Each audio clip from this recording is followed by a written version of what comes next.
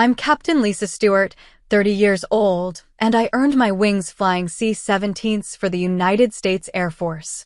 For years, I gave everything to my family, money, time, loyalty, trying to make them proud of what I'd built. But when my own father turned my career into a family joke, handing me a toy pilot's hat at my birthday dinner, something in me changed. Have you ever been mocked by the people you loved most, the ones who should have believed in you first? If you have, you're not alone. Before I get into what happened next, let me know where you're tuning in from, and if you've ever had to stand up for yourself after being underestimated, hit that like button and subscribe for more true stories about setting boundaries and reclaiming your worth. What happened after that dinner changed everything. I sat in the back row of the officer training school auditorium, watching my father check his watch for the third time in 10 minutes. My commissioning ceremony was supposed to mean something. I'd spent 12 weeks learning how to lead, how to survive, how to represent something bigger than myself. But to Rick Stewart, it was just another Tuesday afternoon he'd rather spend at the golf course. When the commander pinned the gold bars on my shoulders and called me Second Lieutenant Lisa Stewart, I heard my mother's polite applause. My father's hands stayed in his pockets. On the drive back home, he broke the silence with what he probably thought was encouragement. Well, you made it through summer camp. What's next, desk duty? I kept my eyes on the highway. I'll be starting flight training at Little Rock. Flight training. He laughed, that short bark he saved for things he found absurd. Lisa, sweetheart, you get airsick on Southwest. My mother touched his arm. Rick, she just graduated. I'm proud. I just think it's funny, that's all. My daughter, the pilot. He said pilot the way other people said astrologer or professional mime. I'd always been close to my family.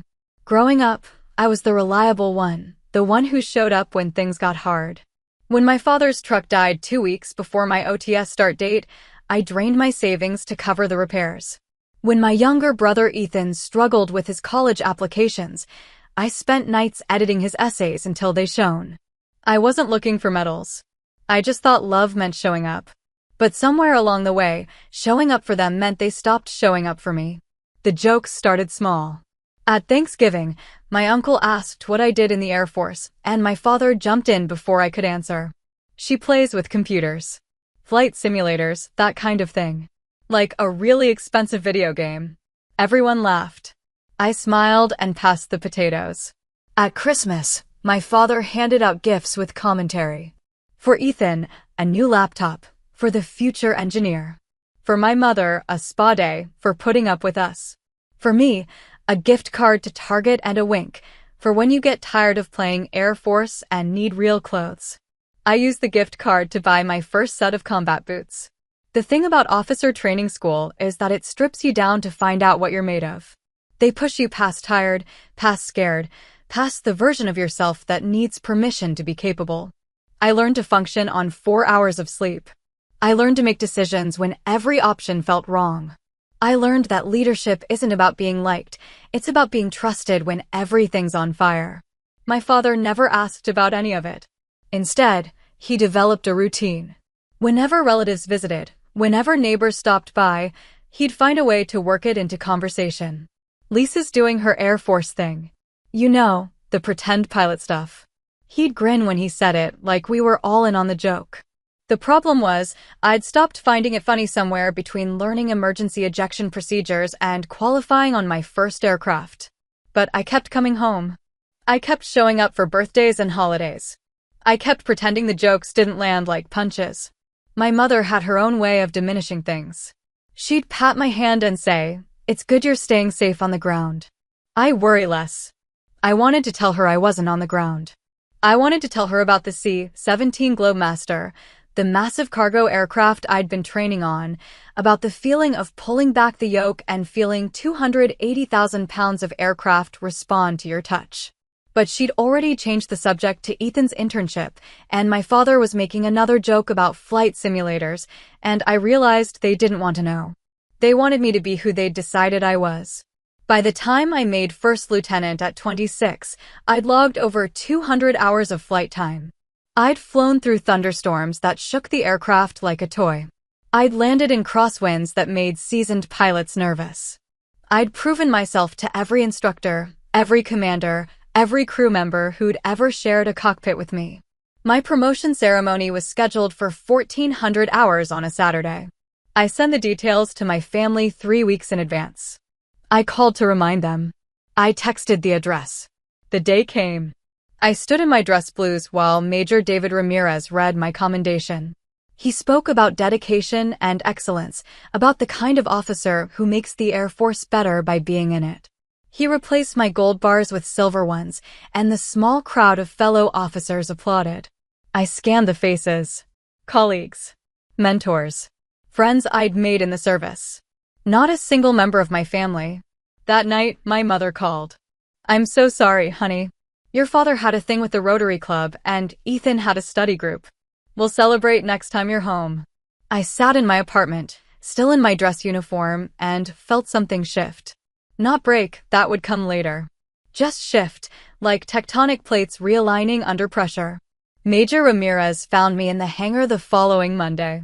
He'd probably heard I'd been working through lunch again, staying late, volunteering for every additional training slot that opened up. "You're pushing hard, Lieutenant." "Just trying to stay sharp, sir." He leaned against the workbench, arms crossed. "Your family make it to the ceremony?" I focused on the maintenance checklist in front of me. They had conflicts. He was quiet for a moment. Then, "They'll believe it when you're in the captain's chair." I looked up. "Sir, some people need proof they can hold in their hands. Keep flying. Keep getting better. The rest will follow."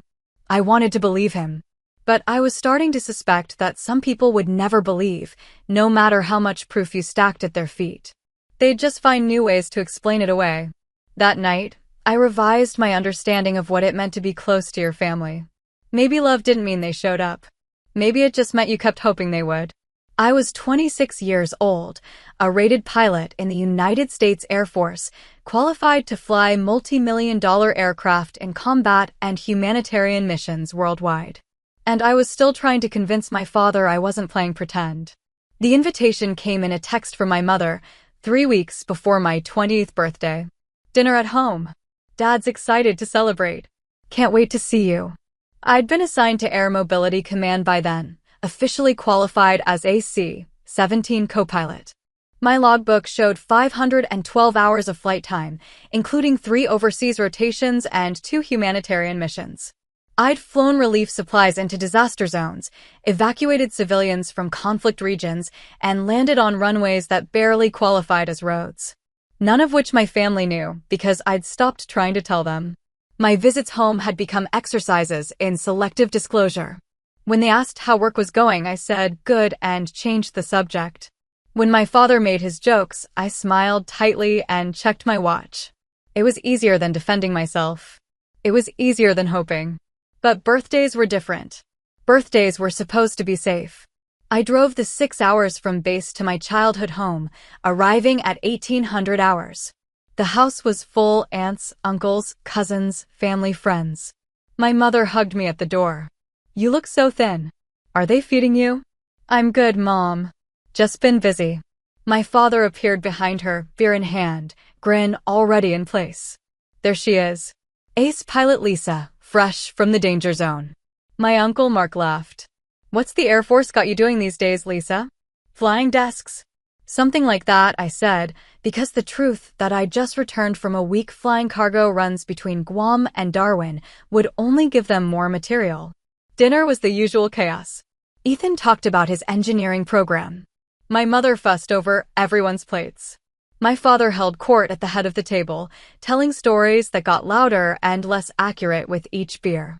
Halfway through the meal, he clinked his glass for attention. "Everyone, everyone. I want to make a toast. To my daughter Lisa, who's been playing Air Force for 4 years now and hasn't gotten bored yet." Laughter rippled around the table. I kept my face neutral. "Seriously though," he continued, warming to his theme. "We're all very proud. Not everyone can commit to a hobby this long.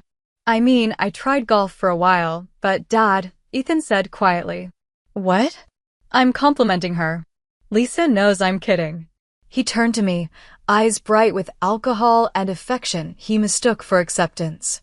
"You know I'm proud of you, right?" even if you're just saving the skies from PowerPoint. More laughter. My cousin Sarah, trying to help. What do you actually do, Lisa? Before I could answer, my father jumped in. She flies simulators mostly. Training stuff. It's all virtual now, you know. Very safe. Very modern. I set down my fork. I'd been gripping it hard enough to leave marks on my palm. Actually, oh, here we go, my father grinned. Tell them about the time you landed the big plane, Lisa. The simulation. It wasn't a simulation. Right. The one that felt real. That's what they're designed to do, honey. Very impressive technology. My mother's hand found my shoulder. Lisa, sweetie, your father's just having fun. Fun. I looked around the table at faces I'd known my whole life. People who'd watched me grow up, who'd come to my high school graduation, who'd been proud of me once. Now they were watching me like I was part of the entertainment, waiting for me to play along with the joke. My father wasn't finished. He disappeared into the kitchen and returned with a small wrapped box, presenting it with a flourish. For the birthday girl. I unwrapped it slowly. Inside was a child's toy pilot hat, plastic and cheap, the kind they sell in airport gift shops for $6. The word Captain was printed across the front in gold letters. The table went silent. Then someone, I don't remember who, laughed nervously, and that opened the floodgates. Soon everyone was laughing, and my father was beaming, so pleased with his cleverness. Get it, he said. Captain Lisa. I saw it and thought of you. I stood up carefully, the way I'd been trained to stand when receiving orders I disagreed with. Calm. Professional. In control. Thank you for dinner, Mom. This was great. Lisa, wait, my mother started. I have an early morning tomorrow. Long drive back. I picked up the hat, looked at it for a moment, then set it down on the table and walked to the door. My father called after me, oh, come on. You can't take a joke. I turned back. They were all watching me now, the laughter dying as they registered something in my expression. I can take a joke, Dad. I've been taking them for 4 years. Lisa, my mother said, standing. He didn't mean anything. I know. That was the worst part. He didn't mean anything. None of it meant anything to them. Happy birthday to me, I said quietly, and left. In the car, I sat in the darkness for several minutes before starting the engine. My phone buzzed. A text from my flight commander. Training reassigned. You'll be flying relief ops in the Pacific next month. Congratulations, LT. Well earned. I read it twice. Then I drove away from my childhood home toward the only place that had ever made sense. The thing about flying is that it doesn't care about your story. It doesn't care if your family believes in you. The aircraft responds to skill, to training, to confidence.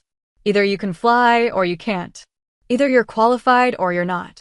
There's no room for maybe, no space for pretend. I'd been chasing my family's approval for years, trying to make them see me. But somewhere on that dark highway, with 200 miles still ahead of me, I realized something. I'd been looking for validation from people who couldn't see past their own assumptions. People who needed me to be small enough to understand. I thought about the hat. The cheap plastic captain's hat sitting on my mother's dining table. My father thought he was making a joke, but he'd accidentally told the truth. I was a captain, not yet in rank, but in every way that mattered. I'd earned the right to sit in that seat. I'd earned the trust of my crew. I'd earned my wings. I just hadn't earned them for my family. I'd earned them for myself. The base was quiet when I arrived at 0200 hours. I went straight to my quarters, unpacked my overnight bag, and opened my laptop. The assignment details were waiting.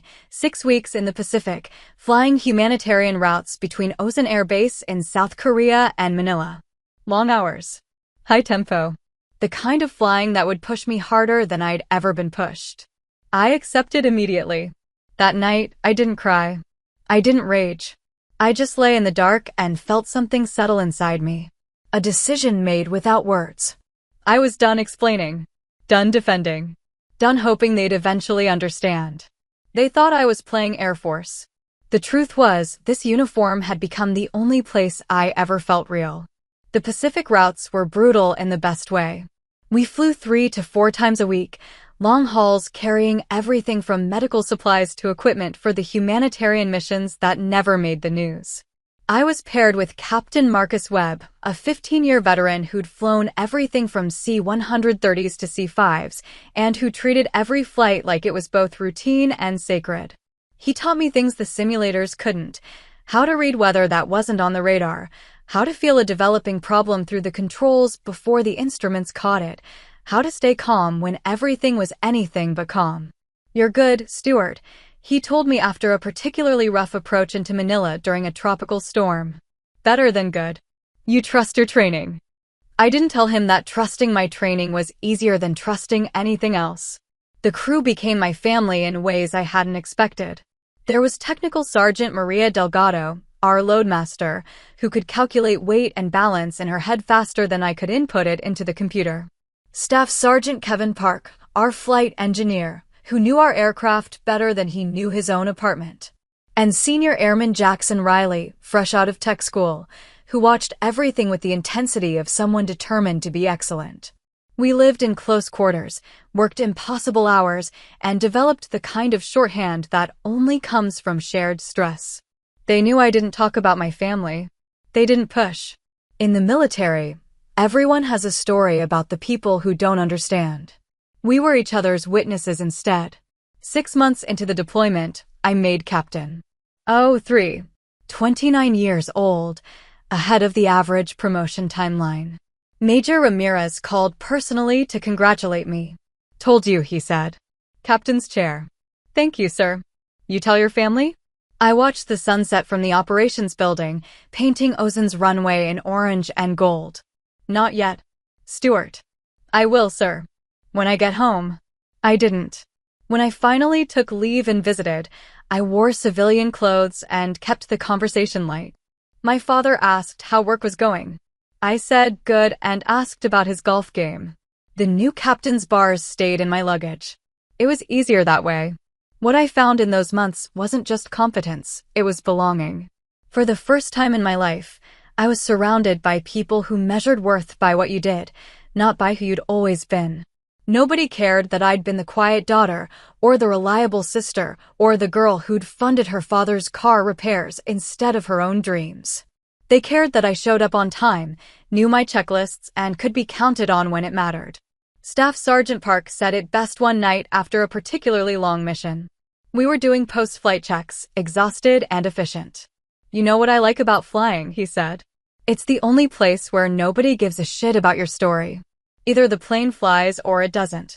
Either you know what you're doing or you don't. Everything else is just noise." I thought about my father's jokes, my mother's excuses, the toy pilot hat I'd left behind. "Yeah," I said. "Everything else is just noise." The deployment was supposed to end in May, but they extended us through August. Nobody complained. We'd found our rhythm, and the work mattered. I logged over 800 additional flight hours, qualified for additional aircraft certifications, and earned my aircraft commander designation 3 months ahead of schedule. Captain Webb pulled me aside after the designation ceremony. "You're going places, Stuart. I'm writing you a recommendation for test pilot school." "Sir, I don't know if I do." "And so do you." He was right. I did know. I'd known for a while that I was good at this. Not just competent, but genuinely skilled. The kind of pilot other pilots trusted. The kind of officer commanders gave the hard assignments because they knew I'd find a way. My family had been so busy laughing at the idea of me flying that they'd missed the part where I'd actually learned to do it. And then I'd gotten good. And then I'd gotten better than good. On my last night at Ozen before rotating back stateside, the crew threw together a going-away dinner at a restaurant off base. We ate Korean barbecue and told stories and made the kind of promises people make when they know they'll probably never work together again but want to believe they will. Sergeant Delgado raised her glass. "To Captain Stuart, who showed up as a nervous lieutenant and leaves as someone I'd trust with my life." "Hear, hear," Webb said. "I'd fly with you anywhere," Captain Park added. I looked at their faces, sunburned, tired, genuine, and felt something crack open in my chest. Not breaking. Opening. "I'd fly with all of you anywhere," I managed. Later, walking back to the barracks under a sky full of stars I'd learned to navigate by, I called my mother. She answered on the 3rd ring. "Lisa, how are you? Are you still overseas?" I'm rotating back next week. Oh, that's wonderful. Your father will be so happy. You should come for dinner when you're settled. Maybe. Lisa, he really didn't mean anything with that hat. You know how he is. I did know. That was the problem. Mom, I need you to understand something. Of course, sweetheart. I'm not playing Air Force. I'm an Air Force captain. I command a crew. I fly missions that matter. I'm good at what I do. Silence. Then, we know that, honey. No, you don't. But that's okay. I don't need you to anymore. Lisa, I love you, Mom. I'll call when I'm stateside. I have to go. I hung up before she could respond. Before she could explain or excuse or diminish. The stars were impossibly bright. I'd learned their names, learned to find my way by their light. I thought about Webb's recommendation, about test pilot school, about all the places I could still go and things I could still do. My father's voice played in my head one more time. Relax, you're not even a real pilot. I smiled in the darkness. Not at the memory, but at the distance I'd put between his opinion and my reality. I was real. I'd been real the whole time. They'd just been looking at shadows while I learned to fly. When I boarded the transport back to the States, I didn't feel angry anymore. I felt clear. Like I'd been trying to prove something that didn't need proving. Like I'd been waiting for permission that I'd never actually needed. The only validation that mattered was my crew's trust and my commander's respect and my own certainty that when it counted, I could do the job. Everything else, all the jokes and dismissals and toy hats, was just noise. And in the cockpit, wearing headphones that filtered out everything but what mattered, I'd learned to ignore noise. I'd learned to focus on the signal, the truth, the flight path ahead. I landed at Travis Air Force Base on a Tuesday morning, 30 years old, qualified on multiple aircraft, decorated for my service overseas. My family didn't meet me at the airport. I didn't expect them to. I'd stopped expecting anything except what I could give myself. Excellence, purpose, flight. It was enough. It had always been enough. I just hadn't known it until I stopped trying to make them understand. The commercial charter was supposed to be routine. A military-contracted civilian flight carrying a mix of contractors, military dependents, and a few off-duty service members. I wasn't even supposed to be on it, but I'd volunteered to observe a new Pacific route the Air Force was evaluating for future cargo missions. Jump seat observation, technically unofficial, but useful experience. The airline, Pacific Gateway, had a solid reputation and a contract with Air Mobility Command. Their captain, a former Navy pilot named Michael Torres, had 23 years of commercial flight experience. His co-pilot, First Officer David Chin, had logged over 8,000 hours. I introduced myself in the cockpit before departure, shook hands, confirmed I'd stay out of the way. Captain Torres grinned. Air Force, huh? C-17s. Yes, sir. Good bird. Welcome aboard. Just observe and enjoy the ride. The flight was Manila to Travis, with a refueling stop in Honolulu. 8 hours over empty Pacific, routine enough that half the passengers fell asleep before we reached cruise altitude. I sat in the jump seat, headset on, watching their flows and procedures. Different from military flying, but professional. Competent. At 1,300 hours, somewhere over empty ocean, Captain Torres unbuckled and stood. Nature calls. Back in 5. First Officer Chin nodded, took control, adjusted his seat. Standard procedure. Nothing remarkable. I was reviewing my notes when I heard it, a soft, confused sound from Chin. Then a louder noise. Gasping. I looked up. Captain Torres was on the floor, convulsing. Captain! Chin shouted. Then into the intercom. Medical emergency in the cockpit. Any medical personnel, please come forward immediately.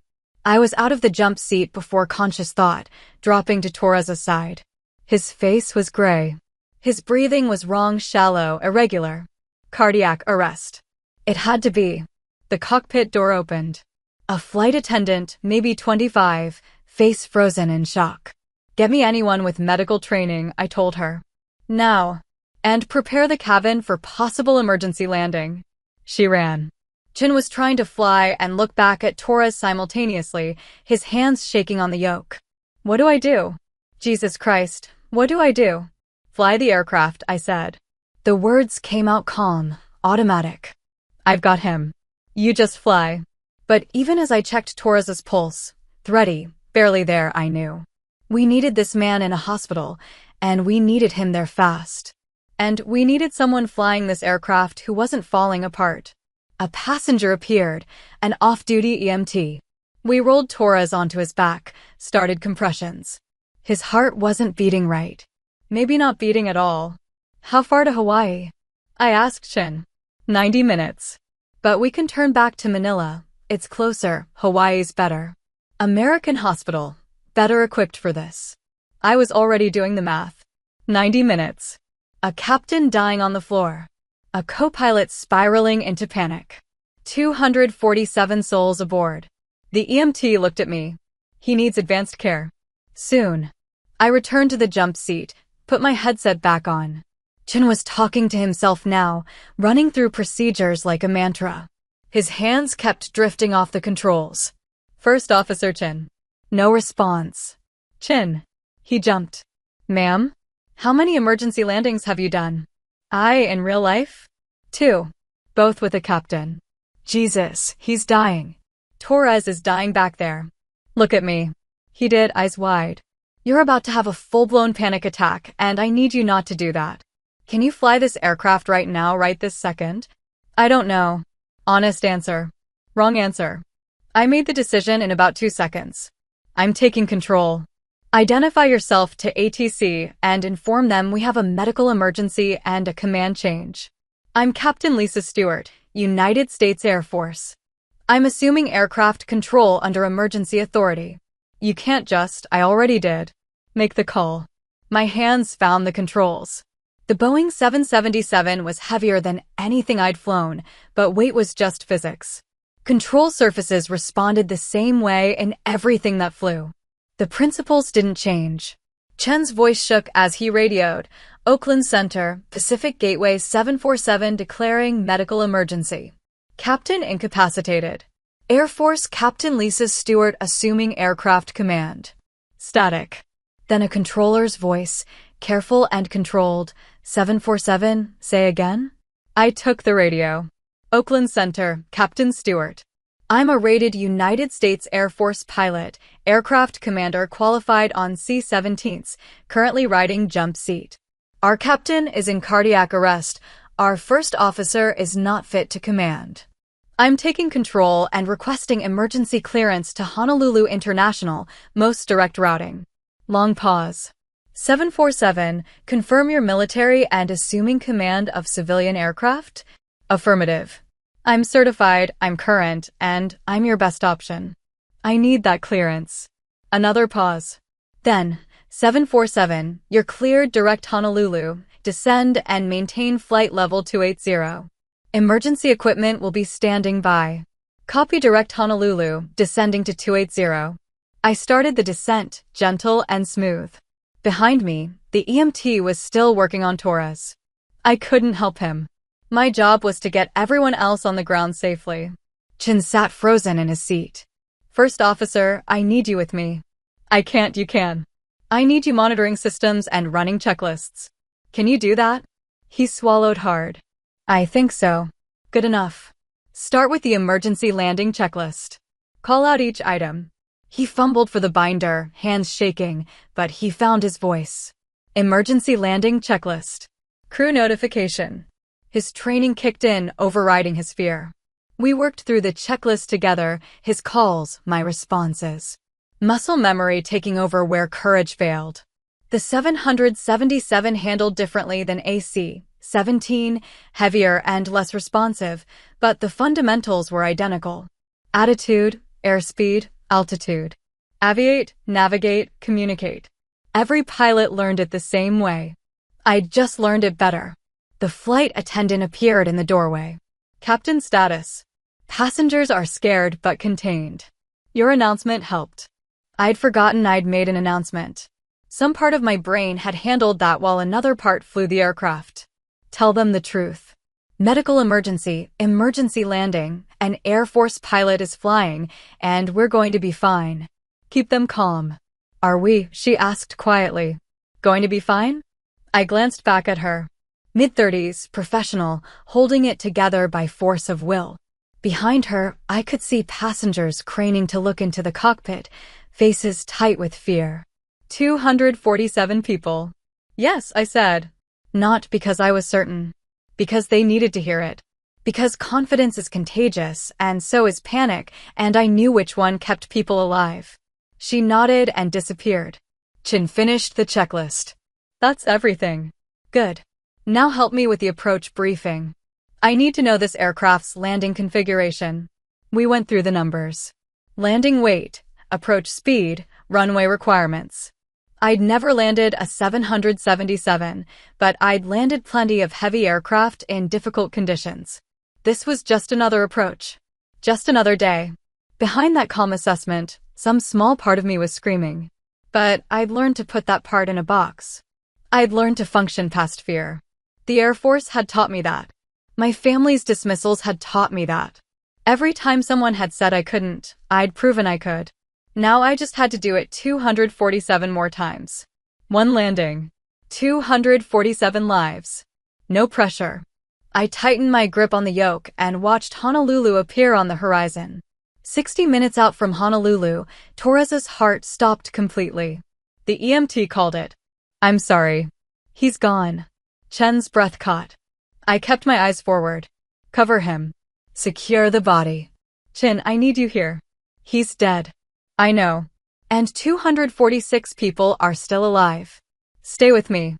My voice had gone flat, almost mechanical. Emotional triage. Feel it later. Fly now. I contacted Honolulu Tower directly. Honolulu Tower, Pacific Gateway 747, requests direct vectors to longest available runway. Aircraft commander deceased, first officer compromised, Air Force pilot in command. 747, Honolulu Tower, you're cleared direct to runway 08 right. Wind 090 at 15 knots. Emergency equipment standing by. Copy runway 08 right. 08 right. 12,374 feet. More than enough, if I didn't screw it up. The approach profile appeared in my head automatically, glide slope, airspeed, flap settings. I'd done this 1,000 times in different aircraft. Same physics. Same math. Same outcome if I did everything right. Chin was monitoring instruments, calling out altitudes, but his voice had gone hollow. I needed him functional for landing. First officer. Yeah. Tell me about your family. What? Your family. Who are they? He blinked, confused. My wife. 2 kids. Why? What are their names? Sarah, Ben, and Lily. Captain, I don't good. When we land, you're going home to Sarah, Ben, and Lily. I need you to picture that. Can you do that? He nodded slowly. Okay. Yeah. Good. Now call out approach speeds. He found the card, started reading numbers. His voice steadied. Sometimes you have to give people something smaller to focus on. Something manageable. Sarah, Ben, and Lily were manageable. Landing a 777 with a dead captain behind you is not. The senior flight attendant, Karen Liu, appeared at the cockpit door again. Captain, passengers are asking questions. Some of them saw the EMT working on Captain Torres. They know something's very wrong. Tell them the truth. The captain had a medical emergency and didn't survive. Tell them an Air Force pilot is flying and we're landing in 15 minutes. Tell them to review safety cards and brace positions. Some of them are crying. That's okay. Crying passengers can still follow instructions. Panicking passengers can't. Keep them informed and keep them busy. She nodded and left. I appreciated her calm. In crisis, you learned who people really were. Liu was solid. Chin was trying. Torres was dead. And I was flying. 40 minutes out, we started the descent. I'd studied the approach plates while Chin briefed, memorizing the whole procedure. Glide slope intercept at 2,500 feet, full flaps at 500, touchdown zone within the first third of the runway. The numbers aligned in my head like a checklist I'd written myself. 30 minutes out, I walked Chin through the landing configuration. Flaps to 15. Flaps 15. Geared down. Geared down, 3 green. The aircraft shuddered slightly as the landing gear deployed. More drag, more weight, different handling. I adjusted the trim, felt the controls respond. Still stable. Still flying. 20 minutes out, the tower updated winds. 747, wind 080 at 18, gusting 22. Crosswind. Of course it was a crosswind. I'd never landed a 777 in a crosswind. I'd never landed a 777 at all. But I'd landed C-17s and worse. Physics didn't care what aircraft you were flying. Wind pushed everything sideways the same way. 10 minutes out, Chin said quietly, I should be doing this. You're doing exactly what I need you to do. I froze. When Torres went down, I froze. Most people would have. You're still here. That's what matters. You didn't freeze. I've had different training. That was part of it. The other part was that I'd been dismissed and doubted so many times that crisis felt almost familiar. When nobody believes you can do something, you develop a particular kind of calm when it's time to prove them wrong. 5 minutes out, I saw the runway. Long stripe of gray against blue Pacific, emergency vehicles clustered at the sides like red and white toys. Final approach checklist. Chin ran through it, his voice almost normal now.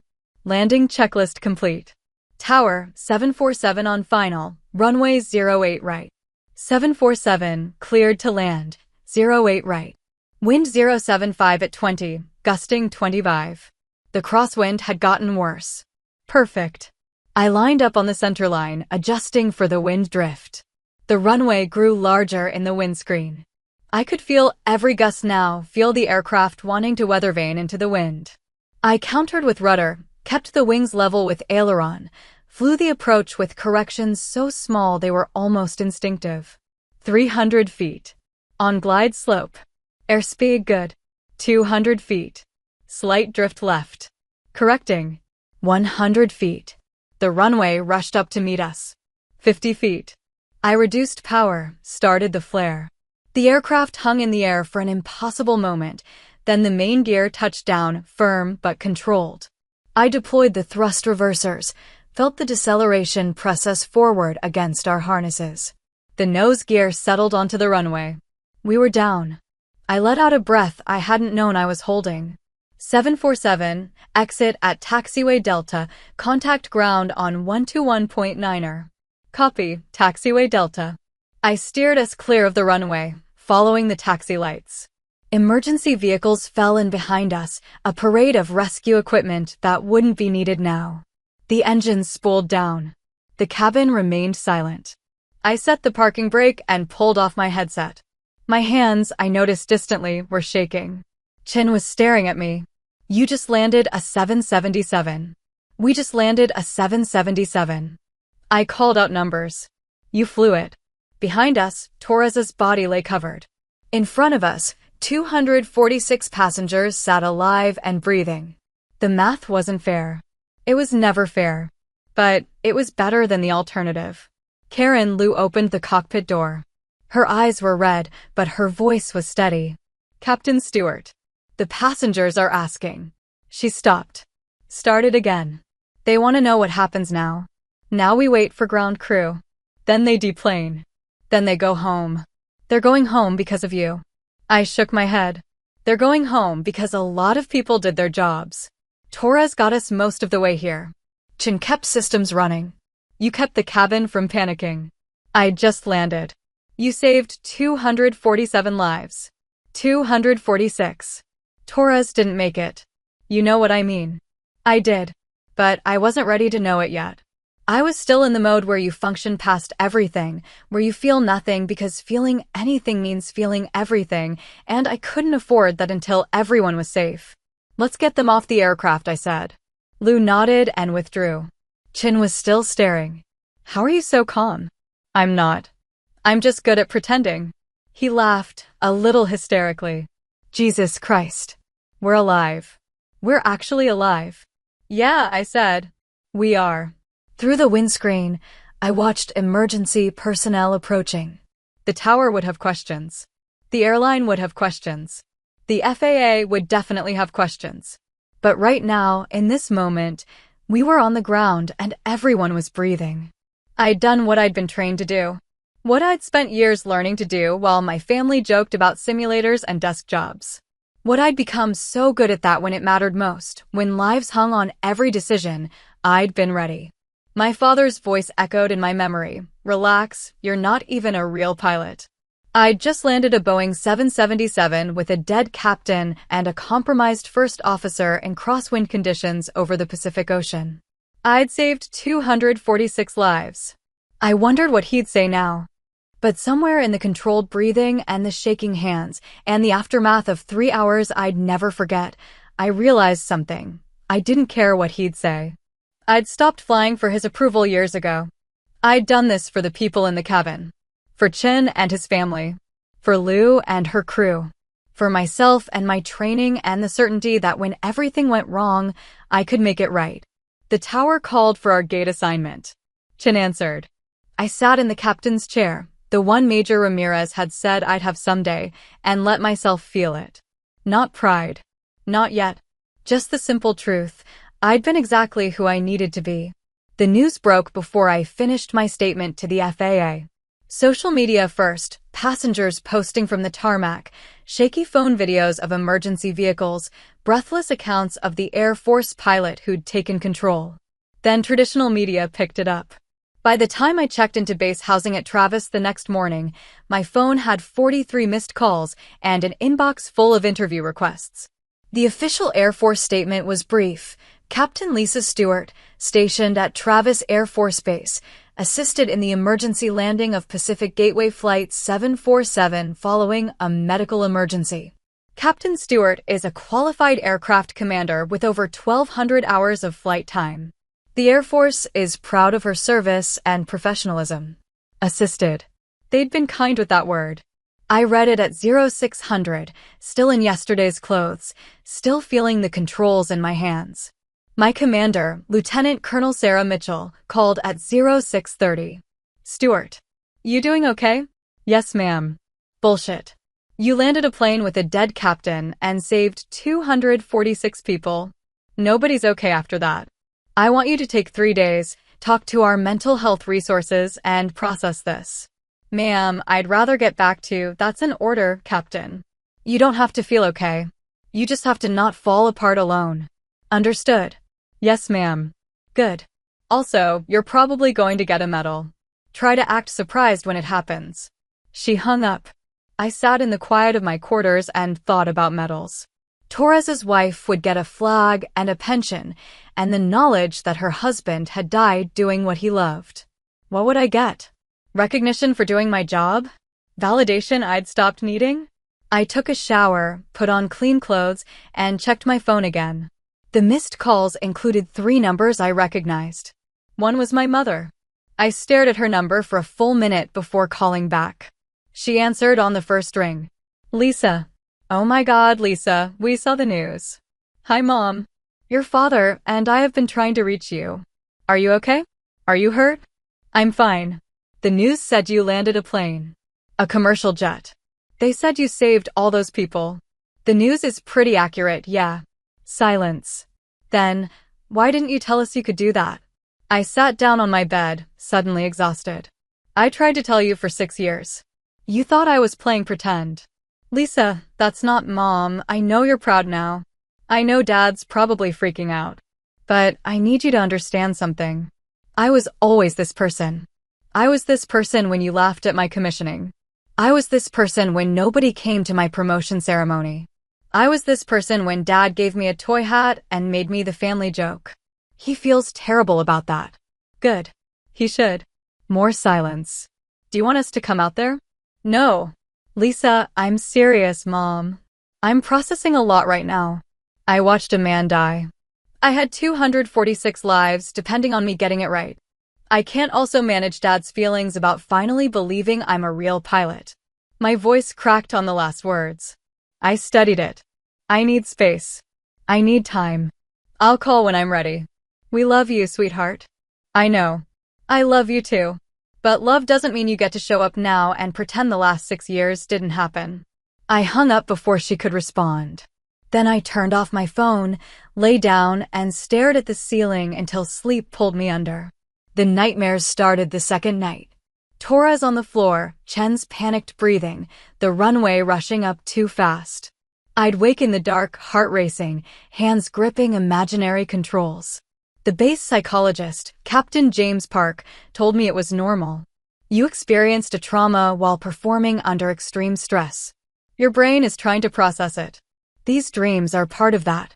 They feel real. They were real. That's why they're so vivid. Give it time. Time. Everyone kept telling me to give it time. On the fourth day, I went back to work. Paperwork, mostly incident reports, statements, follow-ups with the FAA and NTSB.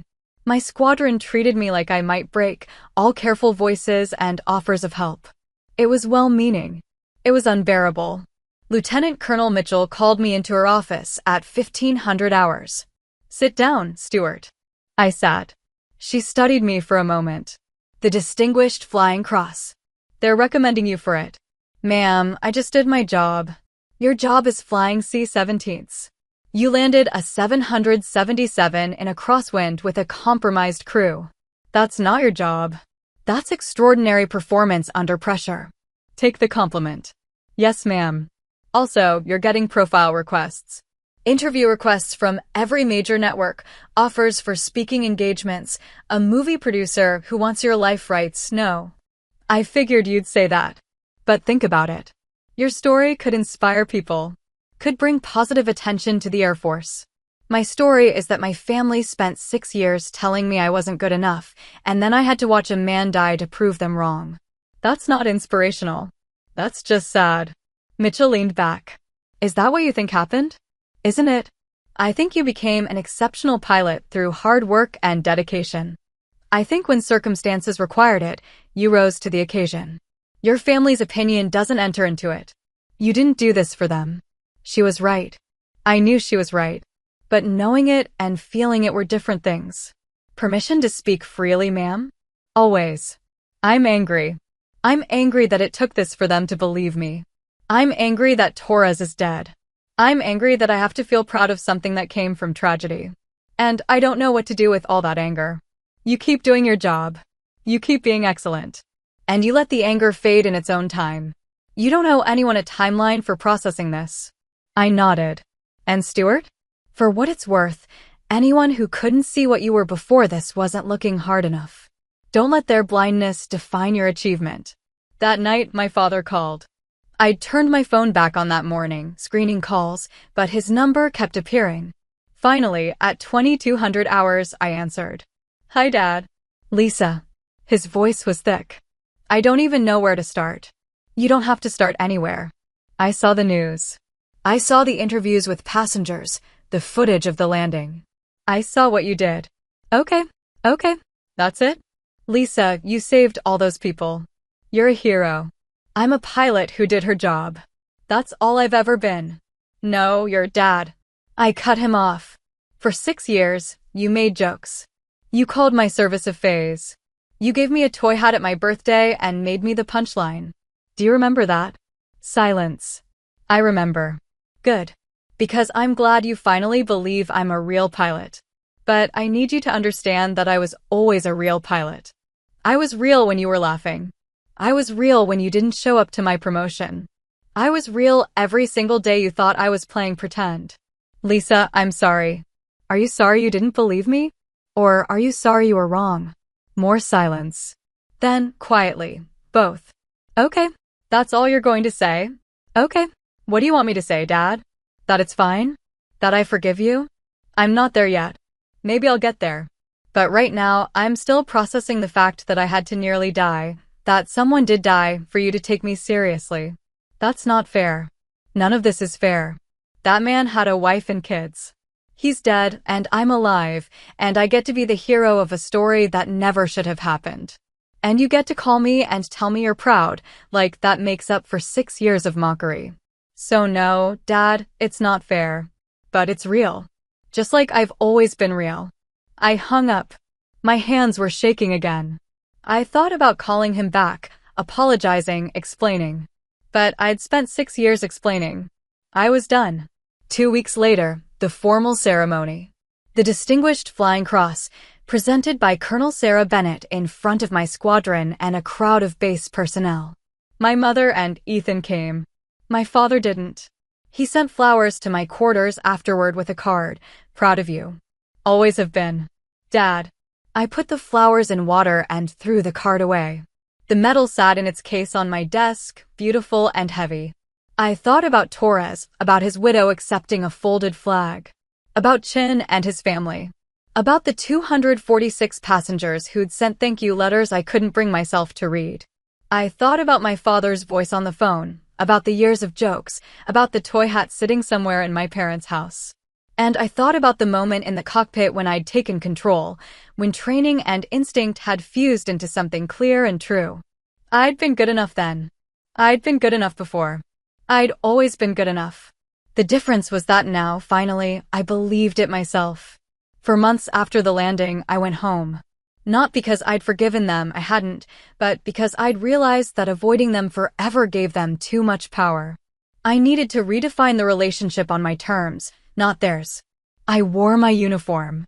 Service dress blues, ribbons visible. The Distinguished Flying Cross sat above my left pocket, impossible to miss. It wasn't about showing off. It was about showing up as exactly who I was, without apology or explanation.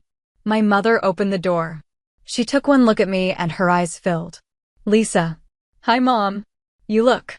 She gestured helplessly at my uniform, at the medals, at the version of her daughter who'd stopped pretending they didn't hurt her. "Official." "I am official." Ethan appeared behind her. 22 now, about to graduate with his engineering degree. He'd sent a text after the news broke. "Holy shit, Lisa. You're actually a badass." It was the kindest thing any of them had said in years. "Hey." He nodded at me, something like respect in his eyes. "Hey." My father was in the living room. He stood when I entered, drink in hand, uncertainty written across his face. We looked at each other for a long moment. "You came," he said finally. "I did. In uniform. I'm proud of my service." Seemed appropriate. He nodded slowly, working something out in his head. The silence stretched. My mother broke it. "I'll get dinner started. Lisa, your old room is ready if you want to freshen up." "I'm fine, Mom." I sat in the armchair across from my father. Ethan perched on the couch, clearly trying to decide if he should leave. I gestured for him to stay. Some things needed witnesses. My father cleared his throat. "I've been trying to figure out what to say to you for months." "Say whatever you need to say." I was wrong. About everything. About you, about the Air Force, about what you were capable of. I was completely, totally wrong. "Okay. That's it? Just okay. What else do you want, Dad?" "You were wrong. You know it now. I knew it 6 years ago." He flinched. "I'm trying to apologize." "I know. And I appreciate it. But an apology doesn't erase 6 years of being dismissed every time I came home. It doesn't bring me back the promotion ceremony you missed. It doesn't unmake the jokes. So, what do I have to do? How do I fix this?" I looked at him, really looked at him, and saw something I hadn't expected. He was scared. Scared of losing me, scared of the distance he created, scared that sorry wouldn't be enough. "You can't fix it," I said quietly. "What happened, happened. You can only decide what comes next. And what do you want to come next?" I thought about that. I'd spent 4 months angry, grieving not just for Torres, but for the family relationship I'd thought I had. I'd mourned the version of my father who'd been proud of me before I'd proven anything, who'd believed in me just because I was his daughter. That father had never existed. Or maybe he had, but only for the version of me who'd fit his expectations. The real question was whether I could build something new with the father who actually existed, the one sitting in front of me now, flawed and sorry and finally willing to see me. "I want honesty," I said. "I want you to stop pretending you always believed in me, because we both know that's not true. I want you to acknowledge that you hurt me. And I want to move forward without needing your approval for my choices." That seems fair. It's not about fair, Dad. It's about reality. I love you. I probably always will. But I don't trust you with the parts of myself that matter most. I don't know if I'll ever trust you with those parts again. His eyes were wet. I hate that. Me too. Ethan spoke up. For what it's worth, Dad's been watching the news coverage obsessively. He saved every article about you. He tells everyone what you did. Ethan, my father said. No, she should know. You're proud of her now. You just don't know how to admit you weren't proud before. My father looked at me. He's right. I am proud. Seeing what you did, reading about your career, the things I didn't know because I never asked, because you never listened. I tried to tell you. I know. And I'm sorrier than I can say. Dinner was awkward. We talked around the big things, sticking to safe topics. Ethan's graduation plans. Mom's book club. My next posting, I'd been offered an assignment to Air Education and Training Command at Maxwell Air Force Base in Alabama. I'd be training new pilots. Somehow that felt right. At one point, my father asked about the landing. What was it like? When you realized you had to take control. I cut my chicken, considered the question. Clarifying. Everything else fell away except what needed to be done. There wasn't time to be scared or to wonder if I was good enough. There was just the aircraft and the runway and all the people depending on me getting it right. Were you scared? After. During, I was just focused. Torres's wife, my mother said softly. I saw an interview with her. She said she was grateful you were there. I wish I hadn't been there. I wish he'd lived. But if you hadn't been, 246 people would be dead. I know. I run that math every day. The table went quiet. My father said, I wish I'd been at your commissioning. I looked up surprised. I wish I'd been at your promotion ceremony. I wish I'd taken every single moment of your career seriously from the start. I wish a lot of things, Lisa. But we don't get do-overs. No, I said. We don't. After dinner, I found the toy pilot hat. It was exactly where I'd left it, on a shelf in the living room, dust gathering on the plastic brim. I picked it up, turned it over in my hands. You kept it, I said. My father stood in the doorway. I kept it to remind myself of the moment I realized I'd been treating you like a joke. And I'm ashamed every time I see it. But I can't throw it away. It feels like erasing what I did. I set it back on the shelf. Don't erase it. Remember it. Remember what it felt like to be wrong. And do better. I'm trying. I know. I turned to face him. Here's the thing, Dad. I've realized that I don't need you to be proud of me. I spent years wanting your approval, and it nearly broke me. What I need is for you to respect me enough to believe me when I tell you who I am. I do. I will. We'll see. It wasn't forgiveness. Not yet. But it was something, an acknowledgement, a starting point, a tiny crack in the wall I'd built. That night, lying in my childhood bed, I thought about Major Ramirez's words from years ago. They'll believe it when you're in the captain's chair. He'd been right. But he'd also been wrong. They believed it when I saved 246 lives. They believed it when the proof was undeniable, public, impossible to dismiss. Before that, all the captain's chairs in the world hadn't been enough. I thought about Torres.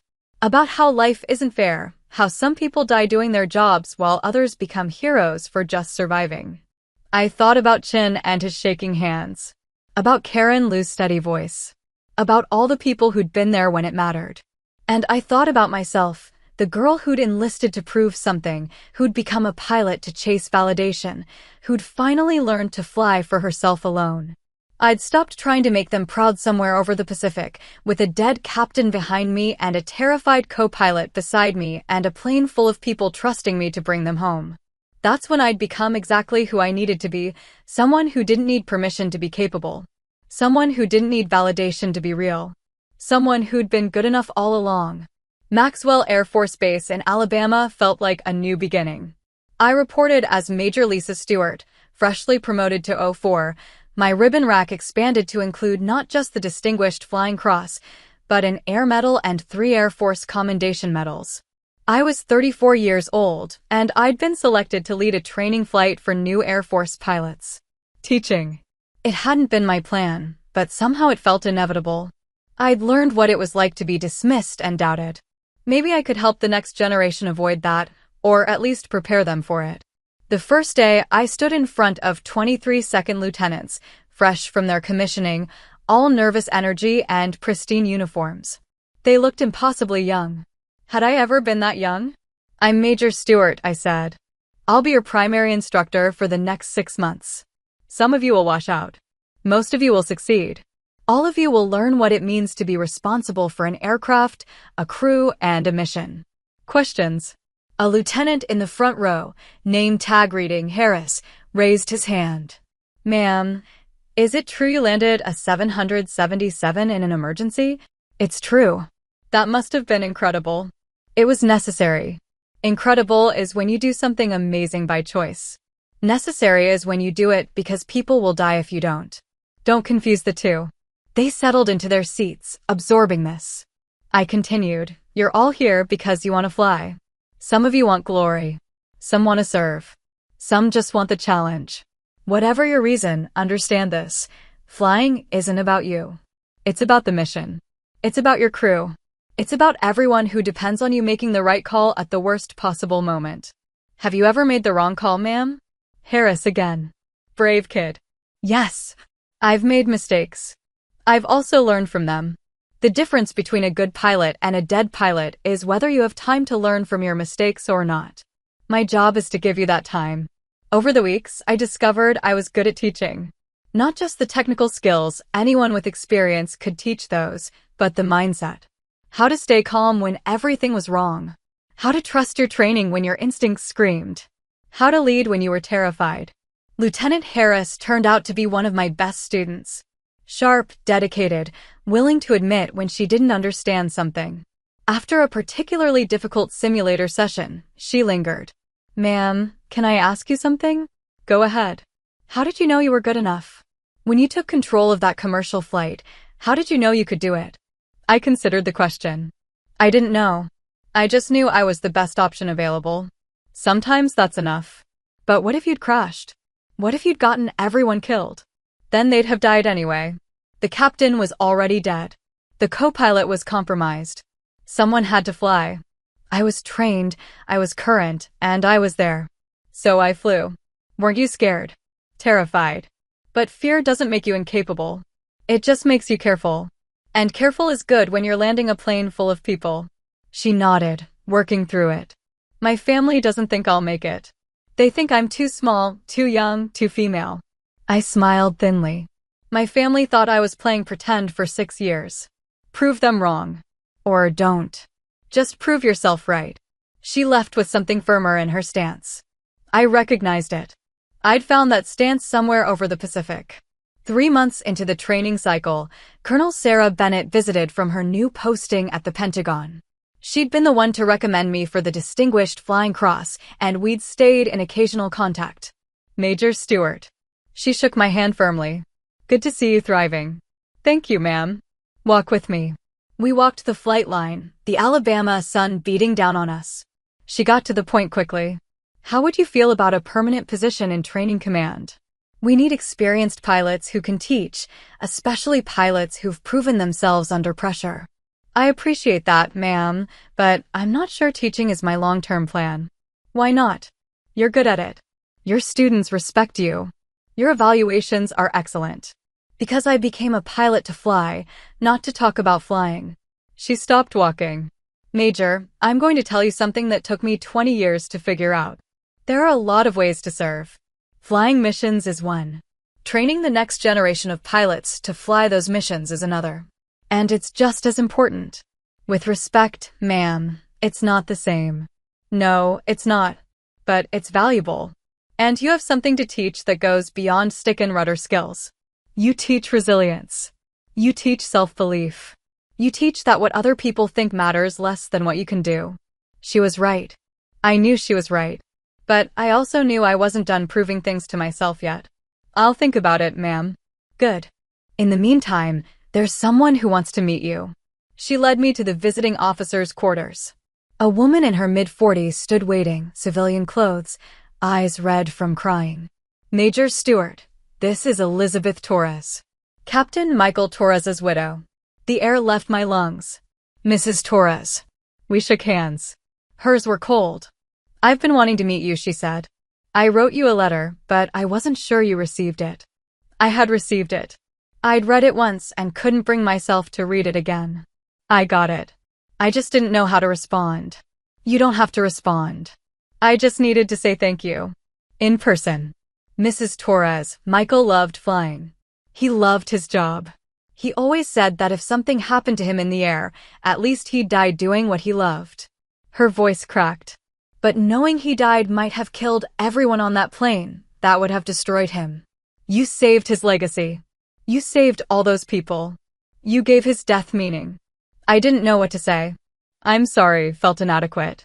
You're welcome, felt wrong. I wish things had been different, I managed. We all do. But they weren't. And you were there. That matters. She pulled an envelope from her purse. Michael was religious about writing notes to our kids. Little pieces of advice, stories, lessons. I found this one after he died. I want you to have it. Mrs. Torres, I can't please. He'd want you to have it. I took the envelope. After she left, I sat alone in the training building and opened it. The note was dated a week before the flight. Michael's handwriting was neat, deliberate. To whoever reads this, if I'm gone, remember that flying isn't about the individual. It's about the mission and the people counting on you. Be good at what you do. Be better than you think you have to be. And if things go wrong, trust your training and trust your crew. Someone will step up. They always do. I folded the note carefully and put it in my pocket. That night, I called my father. We'd been talking more regularly since my visit, careful conversations that circled around the hurt without diving into it. Lisa, how are you? I'm good, Dad. Just finished another training cycle. My students passed their final evaluations. That's wonderful. You're teaching now. Yeah, turns out I'm decent at it. Of course you are. You were always good at explaining things. Remember when you tutored Ethan? I did remember. I remembered a lot of things. Dad, can I ask you something? Anything. When you made those jokes about me playing Air Force, did you actually believe I wasn't capable? Or were you scared I was? Silence on the line. Then, both. I was scared something would happen to you. And it was easier to pretend you weren't doing anything dangerous than to accept that my daughter was flying military aircraft. The jokes were my way of coping. That's not an excuse. I know. But it's the truth. Okay, you're doing that thing again. What thing? Saying, okay, when you mean something more complicated. I smiled despite myself. Maybe I'm getting better at not needing to explain everything. Or maybe you're still angry and being polite about it. Maybe that too. We talked for another 20 minutes about nothing important. When we hung up, I realized the anger had faded to something else. Not forgiveness. That would take more time. But acceptance. He was who he was. I was who I was. We were learning to exist in the space between those truths. 6 months after arriving at Maxwell, I received orders for my next assignment. Test pilot school at Edwards Air Force Base. Captain Webb had made good on his recommendation. I'd be testing experimental aircraft, pushing the boundaries of what was possible. It was exactly what I'd wanted. Before I left, Lieutenant Harris found me packing my office. You're leaving, ma'am? New assignment. Test pilot school. Her eyes went wide. That's incredible. You deserve it. So will you, if you keep working like you have been. Ma'am, I wanted to thank you for what you taught us. Not just about flying, but about. She struggled for words. About believing we belong here. Do you believe you belong here? I do now. I shook her hand. Then I did my job. Fly safe, Lieutenant. You too, ma'am. I walked out of Maxwell Air Force Base with my belongings in a duffel bag and my future in front of me. I thought about Torres's note, about belonging, about the long journey from second lieutenant who needed her family's approval to major who'd stopped needing anyone's permission to be exactly who she was. Somewhere along the way, I'd stopped trying to make them proud. That's when I finally became someone worth being proud of. I stand at the podium 3 years after everything changed. Major Lisa Stewart now, decorated test pilot, accepting an award I never asked for. Colonel Bennett insisted this ceremony matters, not for me, but for everyone watching. So here I am in dress blues, looking out at an auditorium full of faces that see me as proof of something. In the back row sits my father. 8 hours of driving to be here. I didn't invite him. Our eyes meet across the crowded room, and we both nod, uncertain of what comes next. Colonel Bennett talks about service and sacrifice before introducing me to applause I still don't know how to accept. I look at the young pilots in the audience, at the older officers who remember when women couldn't fly combat aircraft, at my father watching his daughter receive recognition he once thought impossible. I tell them the truth about that day Captain Torres died. It wasn't heroic. It was competence meeting necessity. I was trained, current, and there when people needed someone to fly. The media wanted a miracle story. But I was just a scared pilot who'd spent years learning her craft. Someone who'd been doubted and dismissed. Someone who'd been told she was playing pretend. My father goes very still in the back row. The real lesson isn't about landing a commercial jet in an emergency. It's simpler than that. You don't need permission to be capable. You don't need anyone's approval to do your job. You just need to be so good that when the moment comes, you're ready. Everything else, the doubt, the mockery, the people who think you're not serious, all of that is just noise. I tell the room what I wish someone had told me years ago. Stop trying to prove yourself to people who will never be convinced. Prove it to yourself instead. Because when everything goes wrong and lives are on the line, the only opinion that matters is whether you believe you can do the job. After the ceremony, my father approaches. We haven't fixed what broke between us, just learned to exist around it through careful phone calls and selective honesty. He wants to talk. Really talk. I give him 1 hour. At a cafe off base, he brings up the toy pilot hat, the one he gave me as a joke at my birthday 6 years ago. His wife wants him to throw it away. Too morbid, keeping a reminder of the worst thing he ever did to me. I tell him to keep it. Remember what it felt like to be wrong. Remember that I was always capable, and he just couldn't see it. Maybe it'll make him better with other people who need someone to believe in them before they've proven anything. He says he's proud of me now. Tells everyone about my accomplishments. I point out the obvious. That's for him, not me. That's him trying to feel better about the years he didn't show up. It doesn't change what happened between us. He asks what would change things. I look at this man who hurt me without meaning to, who's trying now in his clumsy way to make amends. Time, I tell him. Honesty. And accepting that I don't need his pride anymore. I have my own. What I'd like is for him to actually see me. Not the hero from the news. Just his daughter, who was always good enough even when he couldn't see it. He says he sees me now. I tell him to keep looking. We finish our coffee. He walks me to my car and tells me he's sorry, not just for who I became, but for not being proud of who I was becoming. It's not perfect. It doesn't erase 6 years of dismissal. But it's something. On the flight back to California, I text him, still keeping the hat? His response comes quickly, yeah. Reminds me to do better. We're not fixed. Maybe we'll never be fully fixed. But we're honest now. And honest is better than proud. I look out at the clouds below, at the sky I learned to navigate without permission. Some people need to see the smoke before they believe in fire. I learned to fly without witnesses. That was the only flight that ever mattered. That's my story. I did the job, we landed, and the noise finally went quiet. Now I want to hear from you. Have you ever been dismissed by family until results forced respect? What boundary did you set, and what changed after? If you were in my seat, would you call them out or let the landing speak for itself? For the pilots and crew here, what's your go-to calm under pressure habit? Drop your answers in the comments. If this resonated, like, subscribe, and share it with someone who needs a push to back themselves when no one else will.